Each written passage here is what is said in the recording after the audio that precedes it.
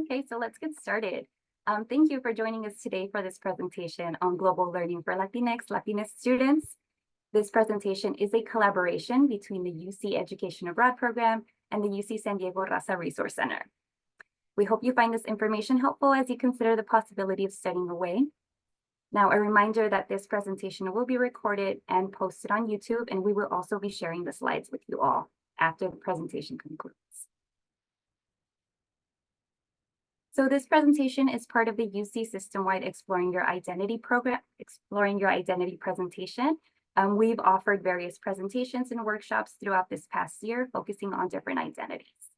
Most of the presentations have already taken place, but you can find recordings by visiting the UCEAP website or the link shown here. Now, before we begin, I do wish to acknowledge the traditional custodians of the land upon which the UCEAP office is located. So UCEAP is located in Santa Barbara. So we wish to pay our respects to the Chumash elders, past, present, and future, for they hold the memories, traditions, and the culture of the area, which has become a place of learning for people from all over the world. Also, because we do have representatives from UC San Diego, the UC San Diego community holds great respect for the land and the original people of the area where the campus is located.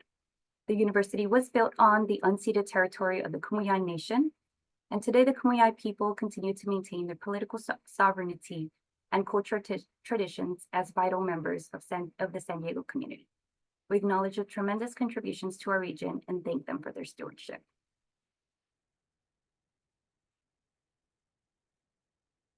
So once again, we'd like to thank you all for joining us today, and we offer you a warm welcome. My name is Livia Rodriguez. I work as a program specialist with UCEAP. UCEAP is the Education Abroad program. We work with all the different UC universities. Me, particularly, I work with programs in Argentina, Chile, Mexico, and Singapore. Also, a little bit about me. I am UCLA alumni, and I studied abroad in Spain and in Italy. And I will allow my co-hosts to introduce themselves. So, hi, everyone. My name is Stacy Peralta Ortiz. I am also a UCAP program specialist. I focus on programs in Ireland, Scotland, Sweden, and Egypt, Jordan, and Morocco. And I also studied abroad as part of UCAP in Mexico. I am a UCI alum. Hola, buenas tardes, everyone. Good afternoon. My name is Monica Gonzalez, she, her, ella, and I'm the Raza Resource Centro Student Life Operations Specialist. I have traveled abroad to Ireland as well as Washington, D.C., and I am a UCSD alumni. Thank you so much, everyone. So additionally, I'd like to offer an especially warm welcome to our student panelists who took the time to join us today. I will allow them the opportunity to introduce themselves. Denelson? Yeah, hi, my name's Denelson. I'm a fourth year here at UCSC. I'm in LALS and sociology combined major, and I minor in language studies. I'm Afro-Mexican. I'm a first generation college student, and I studied abroad in the National Autonomous University of Mexico, Mexico City, and at the University of Bologna in Italy, through UCAP. Hi, I'm Eli Gallegos. I go by he, him, él. I am part of the Environmental Systems program here at UC San Diego. I'm a fourth year student. It's not on there, but I just studied abroad through the UC San Diego's anthropology program in Yucatan and Campeche in Mexico. Great, thank you. Virginia was not able to join us today, but she did provide some information, so we'll still add her here. Virginia, who goes by she, her pronouns, is a UCI student, and she did her program at the University of Bologna, and she is a public health and policy and global health major. Next, Valeria, could you please introduce yourself? Hi, everyone. My name is Valeria Vallejo Montoya. I'm a fourth year at UC San Diego. My pronouns are she, hers. I major in public health with a concentration in community health, and I have a minor in cultural anthropology. And this past summer, I studied at the University of Edinburgh in Scotland through global seminars, which is just the summer session. Hi everyone, my name is Patricia or Patty. That's what everyone knows me by. I'm actually a UCI alumni. I just graduated last what is it, fall quarter, winter quarter? Spring quarter, sorry. I'm a criminology law and society major, and I studied at the University of Sydney in Australia with UCEAP. Great, thank you so much, especially for taking time out of your day. Okay, so let's move on. Before we begin, I'd like to go over the agenda for today. We will be discussing the benefits of participating in global learning programs, some considerations before going on a global learning program, talk briefly about how to talk to your family about global learning because families are so important in Latinx culture.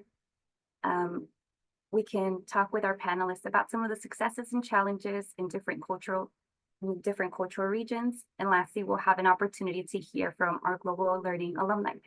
So if you have any questions, you can save them for the end and we can go and have an opportunity to hear from our panelists.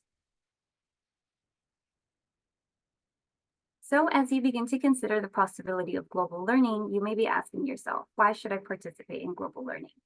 And there are several benefits for students embarking on this opportunity. Some examples include personal growth. I know for me, it was my one opportunity to leave and really learn how I can be independent. It's a great opportunity to learn how self-reliant I can be in a foreign country. It's also a great opportunity to learn a new language or gain fluency. You know, having to be in Spain was really the first time I really had to be living in Spanish and really like taking it all in, having to practice it much more than I would here at home. It's also a great opportunity to learn inside and outside of the classroom. I also studied abroad in Rome, and it was incredible to see all of these monuments that I only got to learn from in books, but here they were right in front of me. I was passing through the Colosseum every day, right? That's a really great opportunity. You can develop new relationships, make friends from all over the world. You know, even when you do a program such as UCEAP, I got the opportunity to meet students from other UC campuses, which was also a really fun way to meet other people from UC and around the world. Of course, it's a great opportunity to experience a different culture, learn about different cultures. It's a great cross-cultural opportunity. Also, this is a great way to prepare for your career. You might be able to have an opportunity to research while you're abroad or participate in an internship while you're abroad. This can also help you clarify your own interests and life goals. You know, before I went abroad, I thought I wanted to do one thing, and then this opportunity took me into this career that I'm doing now. I loved my experience so much while I was abroad, but this is the career I chose to pursue. And of course, this is a great opportunity to complement your UC studies. You can pursue your major requirements, your minor requirements, your breadth requirements while you are abroad. So it's a great complement to your UC academic experience. Now, more specifically, you might be asking yourself, why should I participate in global learning as a Latina student? And studying away can provide you an opportunity to connect with your heritage. As you've heard, and as I've learned from other students, there are several students who choose to go to their country of heritage, right? So maybe this is going to be an opportunity for you to connect with your parents' country of origin, or your grandparents' country of origin, to further expand your fluency in a language. This is also a great opportunity for you to explore your own identity. And it might be in connecting with your heritage, but it might also give you an opportunity to explore another aspect of your identity. I've heard from students that report that they are able to explore other aspects of their identity while they're abroad because they kind of get to leave their comfort zone in their community. So you also have that opportunity. It's also a great opportunity to cultivate cultural humility and understanding as you get to learn from people from different cultures. And of course, this is going to be great for your personal development, but also for your professional development. And, you know, personally for me, from my experience and what I've learned from other Latina students is that this is a great opportunity to take advantage of opportunities that are available to you. For example, for me, I was a first-gen low-income student. You know, going abroad and studying abroad was possibly my only opportunity that I would have had at that time to go and explore something like that. It's an opportunity that I was only able to capture because I was a college student, right? And to me, it was great to be able to explore this, knowing that, a lot of other people in my family wouldn't have this opportunity. So it was really special to me that I could take advantage of that opportunity, all while continuing my studies at UC.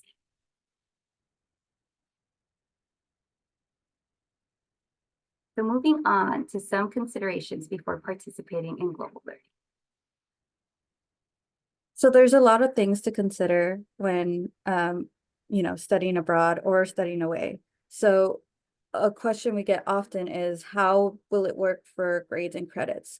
So campus-based and UC study abroad programs are UC credit, and so they're not transfer credits. So you wouldn't have to take a leave of absence. They would go directly onto your transcript, and we work with your admissions office to make sure that happens. UC programs grades are factored into your UC GPA, so they're automatically applied to your transcript. Some programs require you to take a leave of absence, and so they wouldn't necessarily, you would have to transfer them into your transcript. So that's one of the benefits of UCAP, but there's a lot of different variety of programs that you should consider. And so that's definitely something that you should talk to your study abroad office about, which program best fits your situation and your career goals. But you can take classes to fulfill your major, minor, elective, or GE requirements, or you could take classes that you wouldn't necessarily have a chance to take at your UC campus due to, campus restrictions or availability. So, and use those to apply towards your graduation.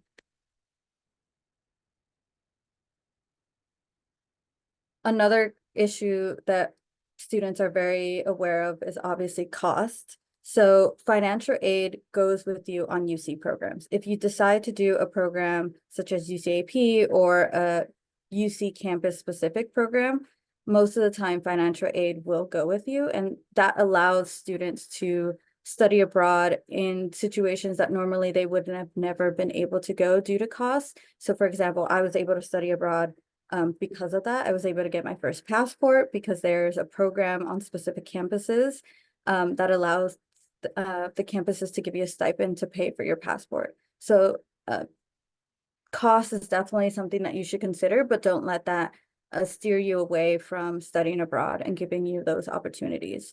Many UC financial aid offices will provide you an estimate, so you can think about it while you apply and think about how to, fund your global learning program. And you can compare costs. Some programs will actually save you money if you decide to study abroad rather than staying on campus. And there's a specific website on the UCAP website that actually shows you which programs are more cost efficient to study abroad than actually staying on campus, because California is very expensive. There's also plentiful of scholarships opportunities for you to consider. So the Gilman is the most popular one. It is a U.S. State Department scholarship, and you can get up to $5,000 to $8,000 on it. There's the Boren, which is non-traditional locations. That one typically requires a year-long program. And then there's UCAP scholarship programs. That one is through our own office, and we have scholarship opportunities for every so spring, fall, and summer. There's also the Fund for Education Abroad and Freeman Asia, but there's plentiful of other scholarship opportunities if you just do a quick Google search. And so there's definitely resources for students to study abroad.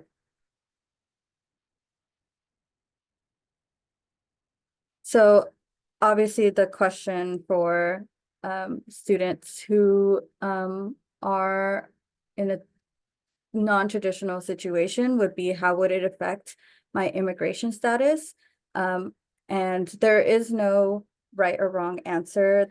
These are very complicated questions that we encourage undocumented students to seek legal advice from. We do have resources to connect you with lawyers that work with undocumented students on our UC campuses. And usually they're free of charge, at least for the beginning of the questions. And so definitely connect with your office if you feel comfortable, but you can also just Google UCAP or UC DACA lawyer. And so I think they're the Berkeley office and then the Davis office. So there's definitely resources, but you can also just ask any of our UCAP staff members and we will redirect you. But something to consider for DACA students is advanced parole. It takes a really long time to get advanced parole. It takes about 4 to 7 months. So definitely prepare and plan if you're considering studying abroad, plan a year in advance so that you can take that into consideration. You would also have to consider the visa. It depends on the length of the program, the destination, the passport you hold. And so those are really important considerations if you're going to study abroad. If you're going to study away, like within the US, take into consideration the real ID or passport requirement that will soon be required for all people to board a plane. But also other documents that might be important for you to have, especially when you're passing by TSA or border control, which might be like an employment authorization document for internships, a worker's permit. So all of these are very important to consider. And on the slide, you'll see the legal service email. So you'll see that it is provided for us. Is it safe to participate in global learning? There's risks everywhere. We often hear students who go to non-traditional locations, is it safe? I would put the question back on us. Is it safe to live in California?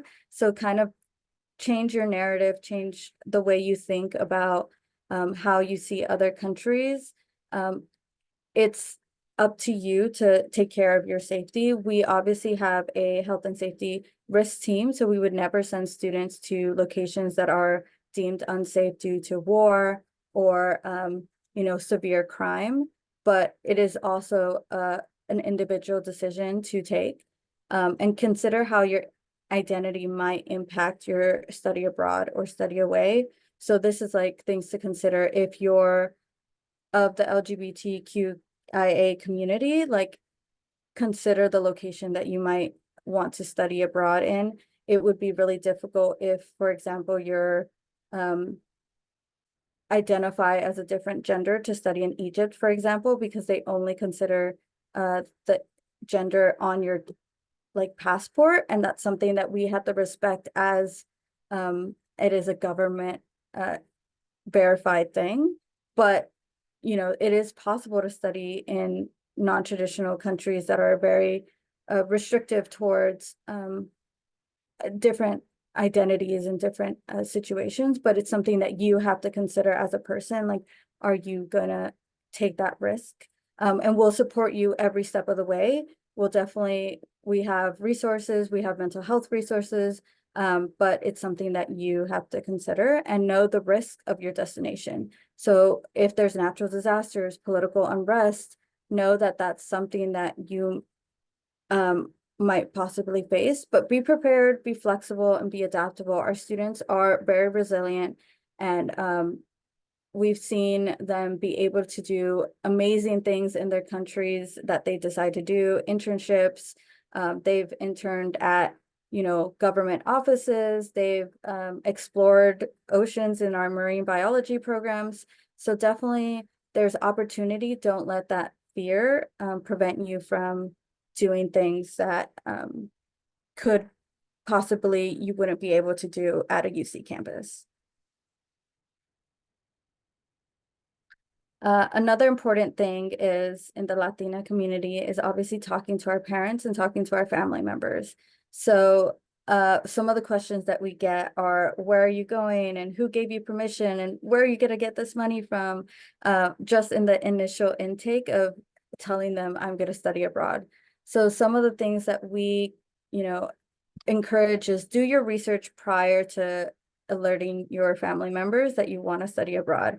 You want to be prepared for all the questions that they're going to ask for you, and think about the best approach. So catch them on a good mood, catch them when, they're talking about happy things. Don't catch them in a bad mood.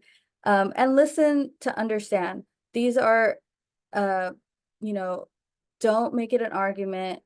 These are very important concerns. For a lot of the time, our parents haven't been able to go to a different country due to a variety of circumstances. There's also the news cycle that we constantly get about different places around the world. So make compromises, put your safety first, understand that your loved ones want you to put your safety first. If they want to talk to someone, our health and safety team are more than willing to talk to our parents who have some additional concerns, and show financial responsibility. Show them exactly how you're going to pay for this. Show them exactly how you've already applied for scholarships, you've already started saving, but also think about ways that you can alleviate some of that burden that might be placed upon them financially, and create a communication plan. Make sure that when and if you study abroad, you alert them when you've arrived in country. We've had parents who call us because they cannot communicate with their student. And this is something that, you should be able to let them know that I'm safe, I'm good. Send them photos. They want to see you happy. They want to see all the different things that you're doing and exploring. And at the end of the day, this is something for you, but also for your parents, so that they can talk to their other family members and say, look, my students study abroad, look how amazing and a wonderful time. And you'll be helping the next generation of students who want to study abroad, who won't have these pressing questions because you've already done it. All right, so let's discuss some of the successes and challenges you may find in different cultural regions. So starting off with predominantly Latinx, Latina countries, some of the successes being Latina and traveling to Latina countries is you might be able to connect with your heritage. So learning about ancestry roots, right? You may also gain a deeper understanding of yourself, right? Some identity exploration. You may feel much more equipped in answering questions about who you are and where you come from. And another success, right, is being part of the majority, where everyone looks like you. However, some of the challenges that you may find traveling abroad as Latina in Latin countries is some cultural dissonance, right? Not feeling completely part or accepted by the host country, right? No soy de aquí, ni soy de allá. I'm neither from here or there. Some of the other challenges may be unmet expectations, right? Feeling that you cannot connect the way that you thought you would in these countries, as well as expression of other identities, right? Such as being Latinx, Latine, and being part of the LGBTQIA community and studying abroad, right? So in this little chart right here, you can see LGBT friendliness in terms of Latin America, and you can see which countries are more LGBT friendly versus others. So now turning it onto the student perspective. So Denison, can you please share with us what are some of your primary successes and challenges while you travel abroad to Italy versus Mexico? Yeah, definitely. I feel like you already sort of mentioned along the lines of like what these challenges look like. For example, in Italy, the population homogeneously is more like of European descent. And so I did feel like I stood out, and I did feel like I would get those stares, walking down the street. So that was something I noticed. But I spoke about that in class in one of my Italian language classes, and the professor was talking about how the staring was a cultural thing, that like that old people do stare a lot was something she said. And I was like, okay, well, I mean, I didn't really understand, just because in the US, if you stare at someone, usually you at least smile or you say hi or something, just like stare them down, which is pretty odd. Um, but a success I had in Italy was getting to practice my my Italian language skills. I took Italian in high school for 4 years. And so I don't know, going to Italy was always a dream of mine, just to like really see how well I grasped the language. And also it was really cool to Bologna is it's a small it's a small city, but it's very international. And so I also got the chance to meet a lot of people from different countries. And it was pretty cool like to interact and just see where we were similar and where we were different. In Mexico, it was different. Like, I mean, it's a whole different vibe. I was in Europe and then Latin America, but I really liked the change. In Mexico, I felt more at home. I had gone 6 months without any, sazon in my food. And so it was nice to finally have the spices, have the tortillas, because it was so hard to find tortillas in Italy. And so culturally, it was nice to reconnect to country of origin, and also I guess see how I navigated my identity in Mexico. I've gone to Mexico City before. I have family that lives there, and pretty soon my parents are moving there, which is going to be cool. But that's one of the reasons I actually studied in Mexico City, just to see what it would be like living there. And as a Chicano, as a Mexican American, Afro Mexican, it was interesting just to see how I was viewed as a Chicano too. Like I remember being over there, and um, this Mexican couple came up to me and they were like, "Hey, like you're Chicano, right?" And I'm like, "Yeah, but like what gave it off?" um, um, and also I got to learn a lot more about just the regional diversity in Mexico, and just how culturally rich and diverse Mexico is, and just learn more about the the country's politics. I don't know. I feel more. I'm in the process of naturalizing myself as a Mexican citizen, and I was telling my friend the other day, I've never felt more Mexican than after having lived there for a while and really connected with my family members and other Mexicans there, and just I don't know. I really felt in touch with Mexican national identity and culture. And I guess one of the challenges I did face there was more in the academic respect. Um, I guess I don't know. I feel like even you know coming to university here in the States, like it was a transition. It was a learning curve, and that's what it was for me in UNAM. I was not used to academic Spanish, and so in the beginning, I was like, I felt a little odd, a little out of place, a little like of an imposter.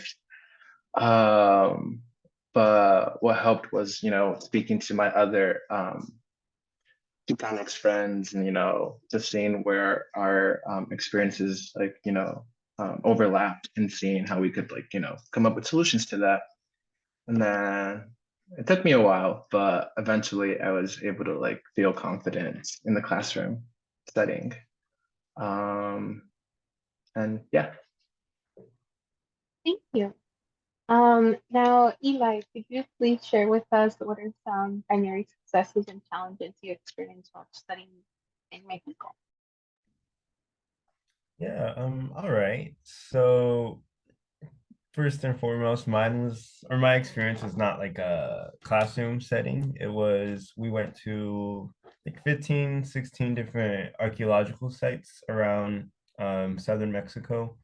Um, so it wasn't like most of the challenges were not, I guess, in the academic sense, and they were more so just just living in Mexico, and experiencing the new culture, or a different culture than the US. Some of the successes I'd say include just, you're being exposed to different ways of living than, here in the US, and it really, puts your own, I guess, living situation into perspective.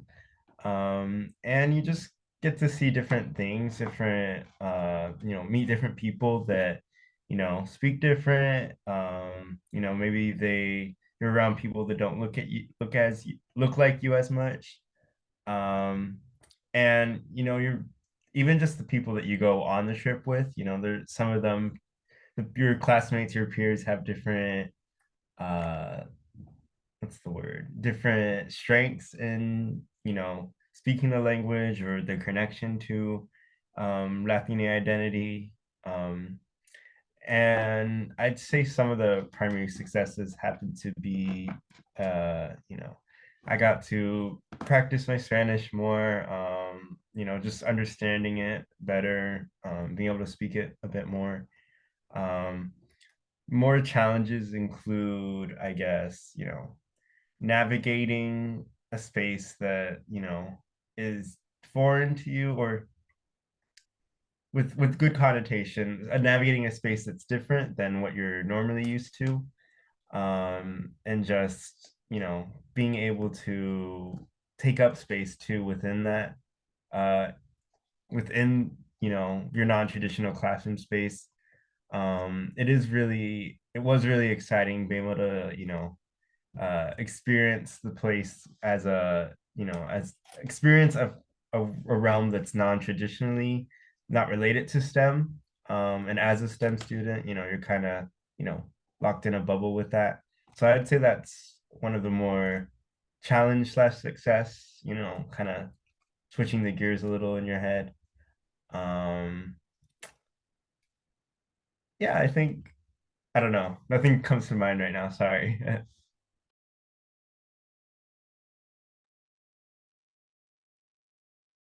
Worries. We talked about in American countries. So let's talk about global experience in Europe, Asia, and Australia, right? So some of the challenges that you may face traveling as Latinx is that you may be misidentified as belonging to a minoritized group. So you may experience discrimination based on the stigmas of said group, right? So that kind of goes into stereotypes, right? Where some students reported um, assuming that all Latinx folks are great dancers or really like spicy food, right? When that's not necessarily the case, right? Acknowledging that there's difference even within Latinx culture, right? And so being able to brag about your cultural heritage is always something important in keeping in mind, right? Breaking those stereotypes.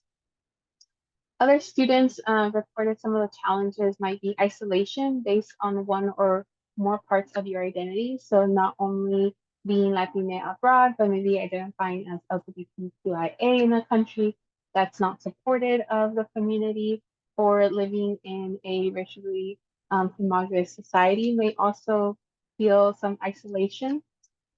Also feeling homesick, right? So being away from home, not being able to see family as frequent. So again, if anything, just make sure that you call your loved ones and whatnot. Some of the successes in terms of traveling could be racial freedom, right? So some students reported that the color of their skin didn't really matter in places like France. Now you only feel different because you're labeled as American, right? But that didn't really be the case because you were more Mexican. Some of the other successes of traveling to Europe, Asia, and Australia may be sharing your culture and learning of other folks' culture, right? So tacos and kimchi in Korea, salsa and compechon. It's incredible to see how Latin American culture has spread around the world and continues in different ways, right? Not just in food, but also music, and also some source of empowerment, right? So successfully moving your body and belongings into a foreign terrain and transportation system is always something to be proud of, right? That you are getting out of your way to do different things and that you are taking yourself to be different.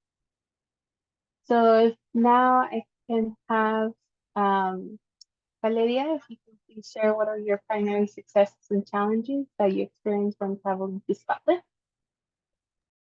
All right. Hi, everyone. So for me, Scotland was very welcoming, and I loved it. I would definitely go again. But as Monica was mentioned before, I feel like a primary challenge of mine was kind of like isolation in the sense that I didn't know anyone in my program. So like I feel like when I got there, I feel like everyone kind of knew someone already, and I didn't know anyone besides two girls that I had met at like a lunch we had for a scholarship we got. And I got their Instagram, but like that was it. I never like talked to them. So I feel like everyone kind of knew someone, and I was just there. And it was like the first day, and I like unpacked my stuff, and I was sharing an apartment with like 8 other girls. And then I just started talking to them, and then like literally after the first day, I started like, hanging out with different people. But it was just like in the first couple of days, I feel like I didn't really have anyone like I truly knew until I got really close to this one other girl, and we were the only Latinas in the program. So like I feel like it kind of gravitated towards one another. But after like the first couple of days, like it became very like welcoming where I started talking to everyone, and like we all got to know each other also because it's just a very small program. It was like 30 of us, all from UC San Diego. So like we all come from the same campus, and we all got to know each other. Aside from that, I feel like I had more successes than challenges, which is I was fortunate enough to experience that. Um, a primary success was that I did have like that racial freedom where it's like Scotland is very friendly in my experience. The only reason they kind of stood out was because of my American accent. I did have a lot of people, not a lot of people, a couple of people be like, "Oh, you're from America," and I'm like, "Oh yeah," and they'll ask me like, "Oh, where are you from?" And I'll be like, "Oh, from California." And they were just excited to see someone who was from California was out there. And also another primary success is just that I not only traveled, like went through to all these places by myself, I like took my parents and my family along with me as well. So I would like FaceTime my mom every day. Even like we had an 8 hour difference, but like I would FaceTime her, and then I'll send her pictures of everywhere we went.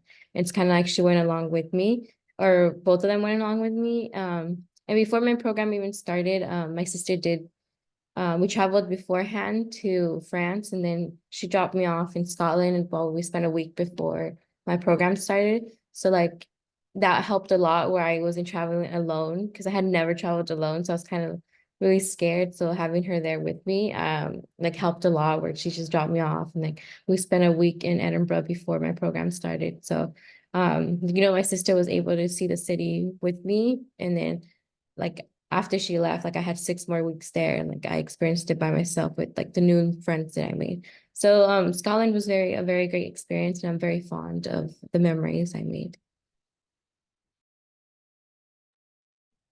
Yeah.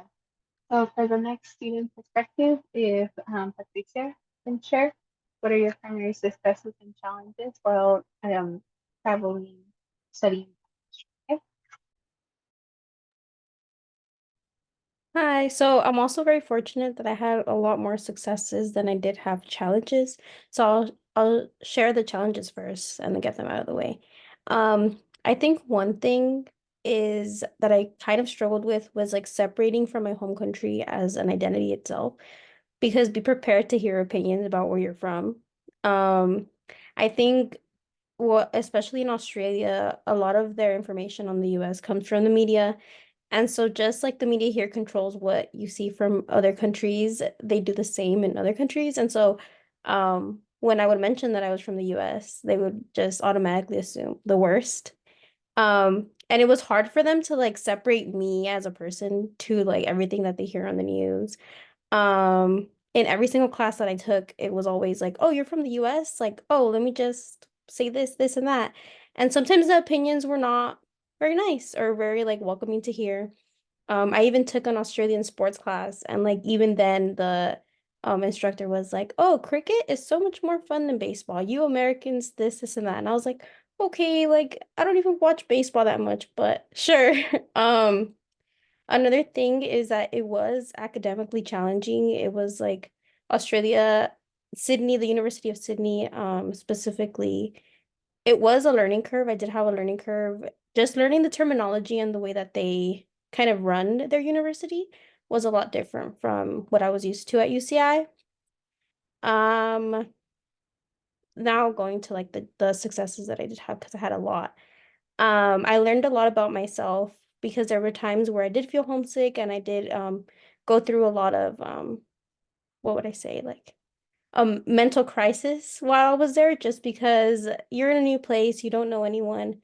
But I guess the good thing is that I learned things that I like to do, and I learned what made me happy while I was abroad, so that I can continue doing that and just feel happy while I was feeling homesick at the same time. I made a lot of new friends from all over the world, and it was really cool to be able to bring them into my own culture. And I was cooking food for them. I was explaining our traditions and just teaching them a new language, because most of them had never learned or were interested in learning Spanish until I was able to teach them. One thing I would say is take advantage of your resources from your new university.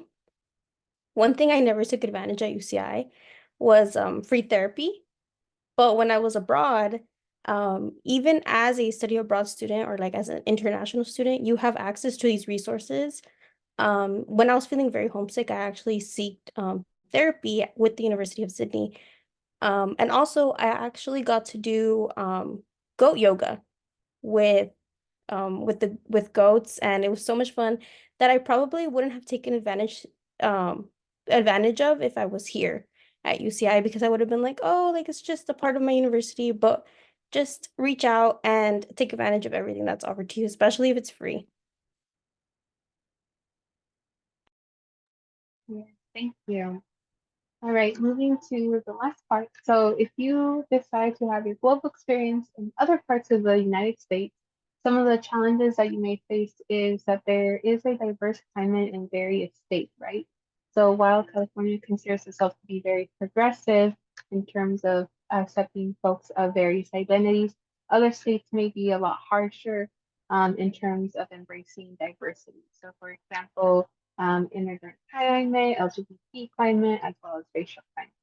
So it's really important that when you do consider your global experience in other parts of the US, that you do your research and you understand what might be some of the overall feelings of diversity in that particular state or region that you're going to. With that being said, that also involves stereotypes, right? So as someone who lives in California, when you visit another state, folks of that city or state may have preconceived notions of you. So for example, some negative notions of Californians is that Californians are like superficial, that they're hotheads, they're hippies, right? So you may face some of that in terms of parts of the US. However, on the other side, you may also find some success in terms of being able to see the melting pot that is the US, right? Even within the US, it is a melting pot when it comes to linguistics, cultural, geographic diversity, right? You have different climates and whatnot. So definitely experience life outside of California. And every state is very unique and has their own food and cultural activities that you may find fun. Also, some of the successes of traveling in other parts of the US may include building your confidence and independence, right? It's within the US, so you're still being able to break outside of your normal routine into a stage of self-discovery and overall supporting your overall growth. In terms of another success, the University of California DC program, the Washington Center program. It is a system-wide program in Washington, D.C. that allows students to be able to test drive their careers and to build their resume, and overall may bring a lot of benefits in terms of increasing your job perspective. So that's definitely a success to consider. So now for this part, we're gonna have Q&As. So I know we are a little bit at time, so I want to let the audience, if you have any questions for our panelists, to be able to put it in the chat or unmute yourself.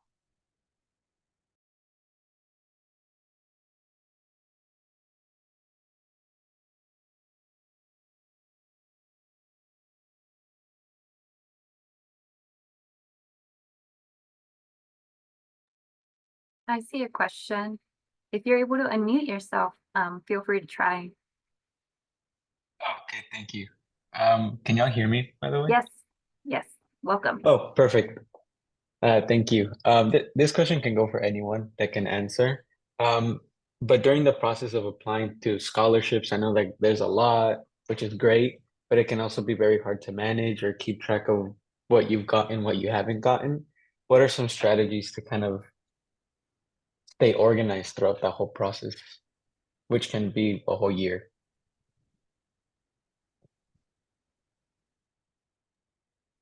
I, Um, sorry, you could go.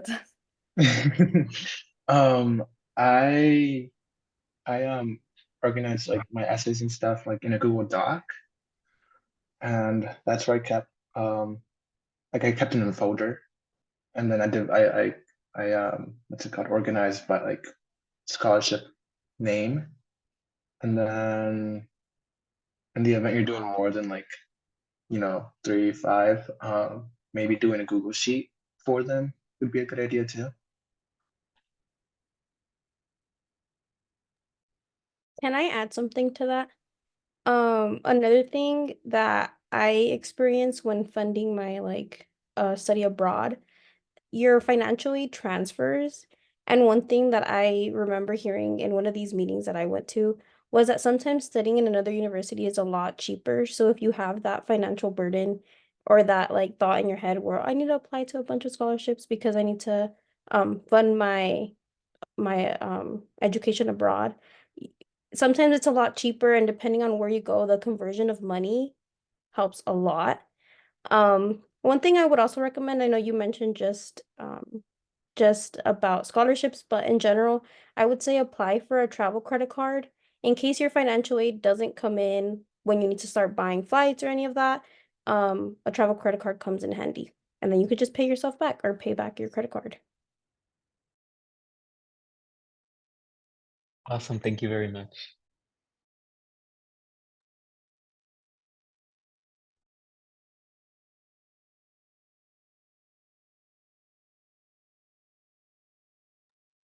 No other questions?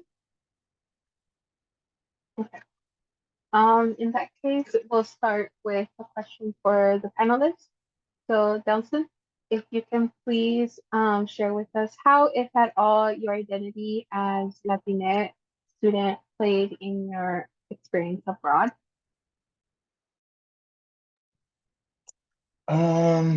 Yeah, I mean, I talked about it a little bit when I was talking about my challenges and successes, but in general, I would say in navigating my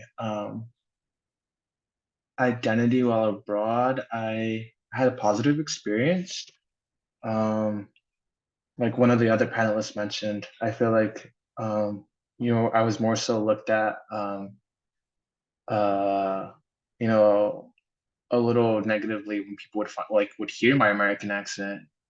And so I tried distancing myself from America while I was abroad.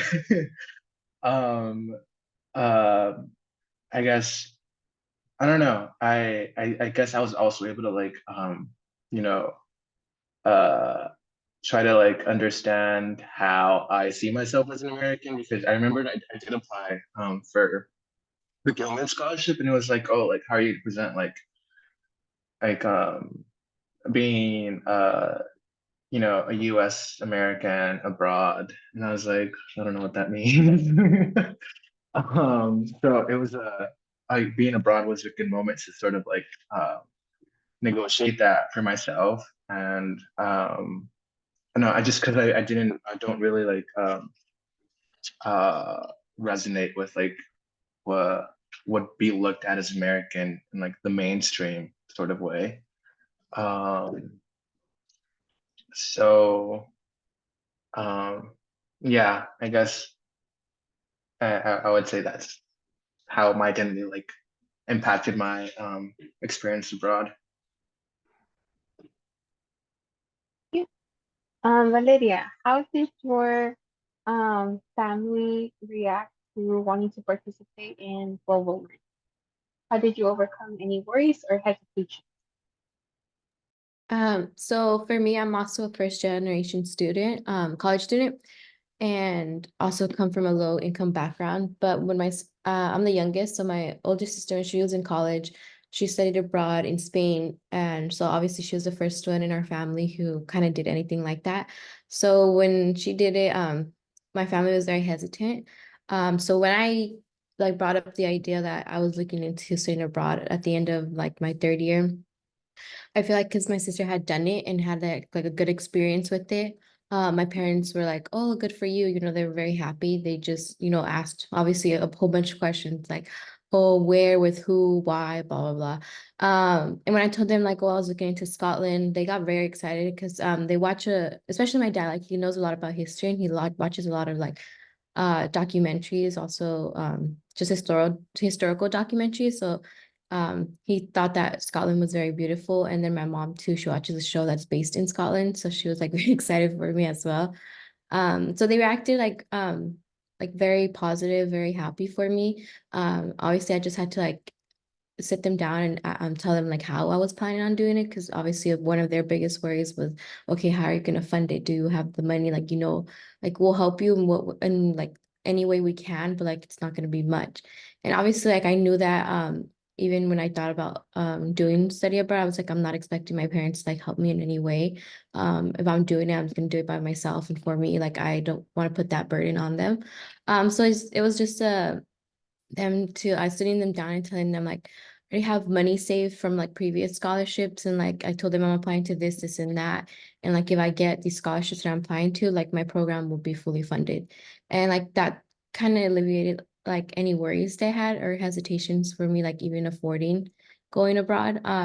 So it's just like communicating that with them very well on like all the process that I was doing. And just like my sister was great help too, because she had done it, so like they weren't worried about anything. And you know, Scotland is I feel like it's seen as a very like friendly country, which it is. In my experience, it was. So like I think that of part of like safety and risk, like they weren't very worried. And like I mentioned before, like my sister did, like we traveled before my program started. So like having her go with me a week before, like that helped my parents as well. Like, okay, she's gonna drop you off and you'll be okay with that kind of stuff. But just communicating with them very clearly on everything that I was doing and every step that I was taking helped them a lot. Except that I was, you know, positively that I was going abroad. Yeah. And Patricia, I know you mentioned a little bit about funding, but how are you able to fund your global experience? So for me, luckily, I was very blessed that all of my UCI financial aid transferred. And especially because in Australia, our dollar, the currency here, is worth a lot more over there. And so the cost of classes and cost of tuition was a lot less. Um, so my travel was fully funded, my tuition was fully funded. So thankfully, I didn't have to worry about that. The only thing that I would suggest, like I said earlier, is opening a travel credit card or something along the lines, because sometimes depending on when your start date for your program is, you won't get your financial aid before or in time for you to like purchase a cheap ticket. For example, my ticket to Australia was like $1,000. I didn't have that type of money just to spend. Like if I would have waited to buy it when I got my financial aid, which was like 2 weeks before maybe that I left abroad, my ticket would have been more than $3,000. So I suggest opening up a credit card and putting those expenses on that credit card just so you build travel points as well, because sometimes they're useful. Um, but yeah, UCI financial aid was able to fund my entire experience. I even had money left over to like go sightseeing and travel within Australia, so that was super nice. Thank you. All right, I'll go ahead and pass it to Henry.